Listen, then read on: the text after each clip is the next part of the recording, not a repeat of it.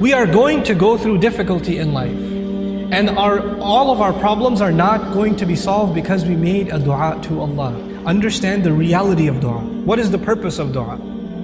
We often confuse dua with talab. Talab in Arabic means to ask for something, to demand something. Dua means literally to call. That's what it means. Da'awtukum, I called you, I invited you, I cried out to you. This is dua. When we make dua to Allah, sometimes in that dua we are making demands. It's true. We're making requests.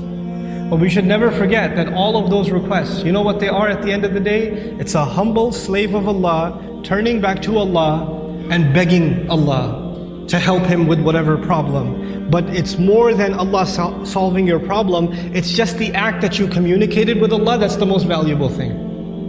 The fact that you actually engaged Allah in conversation, that is the goal in the end. Whether or not Allah will solve your problem immediately is a separate problem. And I want to share just a quick thing about that, then I come to Maryam salamun alayha. Sometimes you go through problems and you ask yourself, what is my fault in all of this? Why do I have to go through these problems? What did I do to deserve this? Let me ask you this. Yusuf alayhi salam was a child, right? A child by definition is innocent. What did a child do to deserve being kidnapped?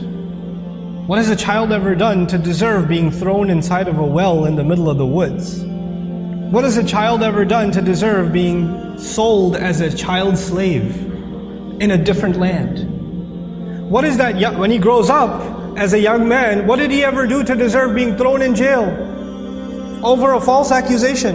And he spent many years in jail, not because of something he did. He was innocent. And he spent all those years in jail. He went through situations in life that if anybody else went through those situations, you'll say, life is unfair, man, what are you going to do? Life is unfair, you know?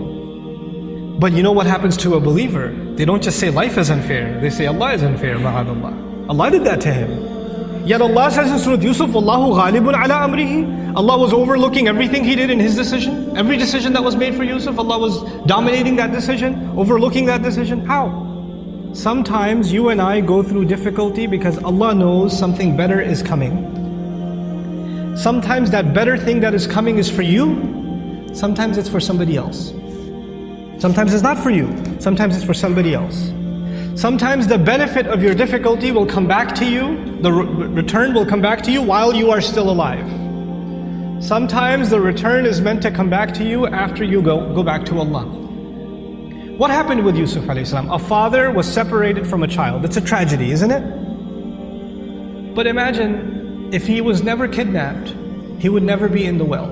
If he was never in the well, he would never end up in Egypt. If he was never in Egypt, he would have never grown up there and been thrown into prison. If he was never in prison, he would have never met those two guys he met in prison, whose dream he interpreted. If he never met those two people, one of them who got to live and go back to the king, and when the king saw a dream, a strange dream, he would have never said, wait, I know someone who can help interpret your dream. And if that never happened, and you know what that dream was? 7 good years in the country, and 7 years there's not going to be any crop, any produce, any harvest. People are going to starve to death. If Yusuf was not in prison, alayhi salam, and then was taken out to interpret that dream at that time, there would have been an economic, financial, social crisis in the country, and hundreds of thousands of children would have starved to death.